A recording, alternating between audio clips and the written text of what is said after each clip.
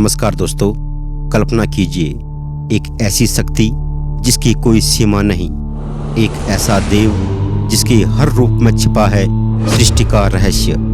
क्या होगा अगर शिव के हजारों अवतारों में कुछ ऐसे हो जो युगों से मनुष्य की दृष्टि से परे रहे, जहां एक आवाज से ब्रह्मांड कांप उठता है और एक मुस्कान से जीवन फिर से जन्म लेता है। यह कथा शुरू होती है वहां जहां समय रुकता है और चेतना जागती है। स्वागत है भगवान शिव के रहस्यमय रूप की इस अलौकिक यात्रा में, क्योंकि हर रूप, हर तांडव सृष्टि की कहानी कहता है। दोस्तों, अक्सर लोग भगवान शिव को केवल संहारक के रूप में जानते हैं, परंतु भगवान शिव केवल विनाश के देव नहीं हैं। वे उस विनाश में भी नवजीवन का बीज बोते हैं। वो है आरंभ और अंत दोनों, नृत्य और मौन, अग्नि और अमृत दोनों। हमारे शास्त्रों में जहां भगवान विष्णु के 10 अवतारों का विस्तृत वर्णन मिलता है, वहीं भगवान शिव के अवतारों की कथाएं रहस्यमय और अल्पज्ञात है, क्योंकि भगवान शिव अवतरित नहीं होते, वे प्रकट होते हैं जहां इस ब्रह्मांड का संतुलन डगमगाने लगता है। यह कथा प्रारंभ होती है राजा दक्ष यज्ञ से।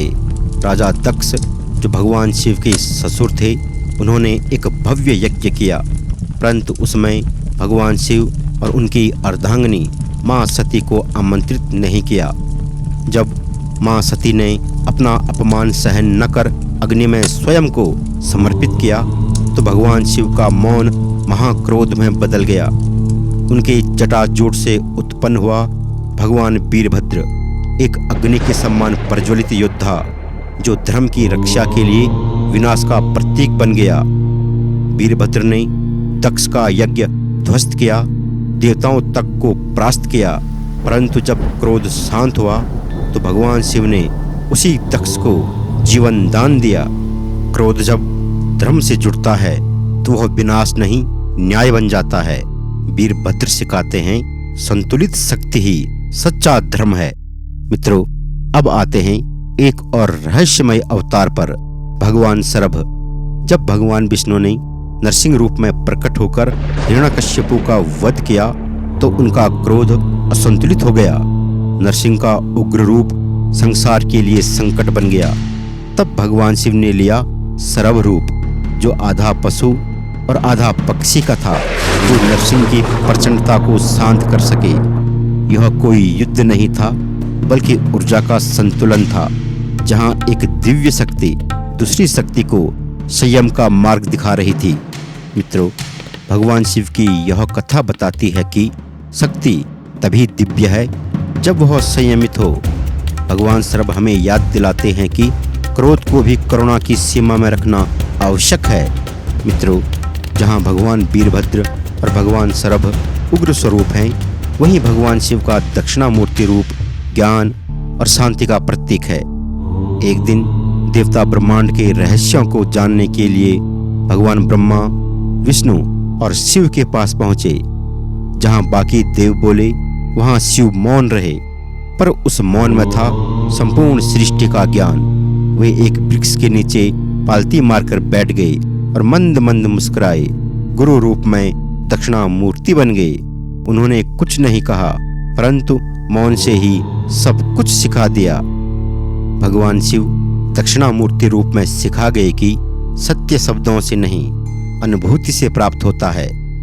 मित्रों, कभी कभी मौन ही सर्वोच्च शिक्षा है। भगवान दक्षिणामूर्ति हमें सिखाते हैं कि जब मन शांत होता है तभी शक्ति प्राप्त होती है। मित्रों, महाभारत के वनवास काल में अर्जुन ने भगवान शिव की उपासना की। पाशुपतास्त्र प्राप्त करने के लिए उनकी परीक्षा लेने हेतु भगवान शिव ने किरात रूप धारण किया, एक वनवासी शिकारी का वेश। दोनों के बीच भीषण युद्ध हुआ। जब अर्जुन ने हार मानकर भगवान शिव को पहचाना, तब महादेव ने प्रसन्न होकर उन्हें पाशुपतास्त्र प्रदान कर दिया। भगवान शिव की यह कथा हमें सिखाती है कि सच्चा भक्त केवल भक्ति नहीं, परीक्षा भी सहता है। भगवान शिव स्वयं अपने भक्तों को परखते हैं ताकि वे योग्यता और आत्मबल दोनों में सिद्ध हो। कुरुक्षेत्र के रण में जब सब कुछ नष्ट हो गया, तब एक योद्धा था जो युद्ध के अंत के बाद भी जीवित रहा। वह था अश्वत्थामा। कहा जाता है कि वह भगवान शिव के अंशा अवतार हैं। उसमें शिव के रुद्र भाव का संचार था, परंतु जब उन्होंने क्रोध में आकर द्रौपदी के पुत्रों की हत्या की, तब भगवान कृष्ण ने उन्हें अमरता का श्राप दिया। अमर रहो पर शांति कभी न पाओ। अश्वत्थामा हमें यह सिखाते हैं कि यदि शक्ति संयम से विहीन हो जाए तो वरदान भी श्राप बन जाता है। वह याद दिलाते हैं कि हर शक्ति के साथ एक जिम्मेदारी जुड़ी होती है। मित्रों, भगवान हनुमान को हम वायुपुत्र के रूप में जानते हैं और उन्हें भगवान शिव का अंशा अवतार भी कहा जाता है। जब भगवान विष्णु ने राम अवतार धारण किया, तब भगवान शिव ने भी अपने अंश से हनुमान के रूप में जन्म लिया, ताकि वे भगवान राम की सेवा में परम भक्त बन सके। हनुमान में शिव की शक्ति है, परंतु उनका हृदय विनम्रता और समर्पण से भरा है। उन्होंने दिखाया कि सर्वोच्च शक्ति तभी पूर्ण होती है जब वह सेवा और प्रेम में झुकती है। हनुमान हमें सिखाते हैं कि भक्ति में ही शक्ति का सर्वोच्च रूप है। विनम्रता ही महानता का प्रमाण है। मित्रों, भगवान शिव के और भी अनंत रूप हैं। भैरव जो समय के पार हैं, जो हर दिशा में उपस्थित हैं। काल भैरव जो मृत्यु को भी बांध सकते हैं। अर्धनारीश्वर जो यह सिखाते हैं कि सृष्टि तभी पूर्ण है जब शिव और शक्ति एक हो। नटराज जो नृत्य के माध्यम से सृष्टि, स्थिति और संहार को प्रकट करते हैं। भगवान शिव के हर रूप के पीछे एक गूढ़ अर्थ है। हर कथा में आत्मा के विकास का संदेश छिपा है। मित्रों, भगवान शिव के ये रूप केवल अतीत की कथाएं नहीं हैं, बल्कि हमारे भीतर के रूपों का प्रतीक है। कभी हम वीरभद्र की तरह न्यायप्रिय होते हैं, तो कभी अश्वत्थामा की तरह भ्रमित, और कभी हनुमान की तरह समर्पित, और कभी दक्षिणामूर्ति की तरह मौन। भगवान शिव को बाहर मत खोजो, वे हमारे भीतर हैं। हर क्रोध में, हर करुणा में, हर मौन में और हर नृत्य में। जब हम अपने भीतर के अंधकार को पहचान लेते हैं, तब हम अपने भीतर के शिव को भी पा लेते हैं। शिव कोई व्यक्ति नहीं, एक चेतना है। उनके अवतार सिर्फ कथाएं नहीं, बल्कि आत्मा की यात्रा के पड़ाव हैं। अज्ञान से ज्ञान की ओर, भय से विश्वास की ओर और विनाश से मुक्ति की ओर। शिव के हर अवतार में एक रहस्य है और हर रहस्य में एक शिक्षा।